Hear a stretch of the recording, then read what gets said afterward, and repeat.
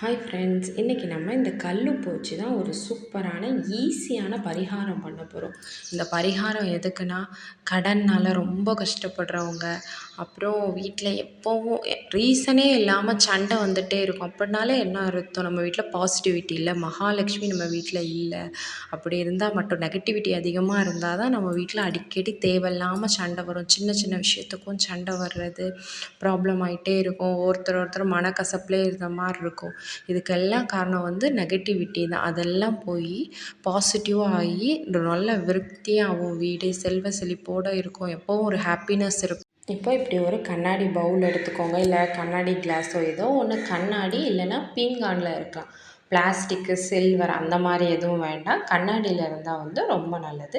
இப்போ கல்லுப்பு எடுத்துக்கணும். கல்லுப்பை எடுத்து அந்த பவுல், நம்ம எடுத்துருக்க பவுலோ இல்லை கிளாஸோ, அது நிறையா நிரப்பிக்கணும். கண்டிப்பாக கண்ணாடி பாத்திரமா எடுத்துக்கோங்க. இப்போ அது ஃபுல்லாக நம்ம கல்லுப்பை நிரப்பிட்டு, கிராம்பு இருக்குது தெரியுமா? அதில் அந்த முள்ளே இருக்கிற அந்த பால் மாதிரி இருக்கும், அந்த நுனி எதுவுமே உடையாமல் ஒரு 7 கிராம்பு எடுத்துக்கோங்க. உப்புக்கும் மகாலட்சுமி அம்சம் உண்டு. மகாலட்சுமி வாசம் செய்கிறது கல் உப்பில் உண்டு. அதே மாதிரி கிராம்போட வாசமும் ரொம்ப நல்லது. கடனெல்லாம் தீர்க்கிறதுக்கு, அந்த நெகட்டிவை போக்குறதுக்கான பவர் கல்லுப்புக்கும் இருக்குது, கிராம்புக்கும் இருக்குது. அதனால தான் இந்த 2யும் வச்சு இந்த பரிகாரம் பண்ணுறோம். இப்படி ஒன்றுமே பிய்யாத மாதிரி நல்லா புதுசாக இருக்கிற ஒரு 7 கிராம்பு எடுத்து அது மேலே ஒன்று குத்தி வச்சுருங்க, இல்லை ரவுண்டாக அப்படி வச்சுருங்க. 7 இதையும் கரெக்டாக அது மேலே வச்சிடணும்.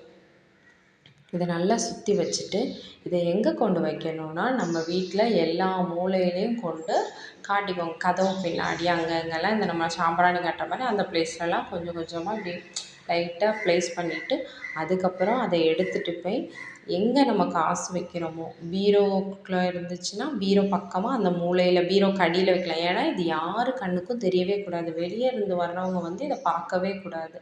அதனால் பீரோக்கு அடியில் இல்லை பீரோ மேலே அப்படியே ஒரு மூலையில் வைக்கணும். வீட்டோட நடுப்பகுதியில் வைக்கக்கூடாது. ஒரு மூலையில் பணம், நகைலாம் வைக்கிற இடம் பக்கமாக இருந்தால் ரொம்பவே நல்லது.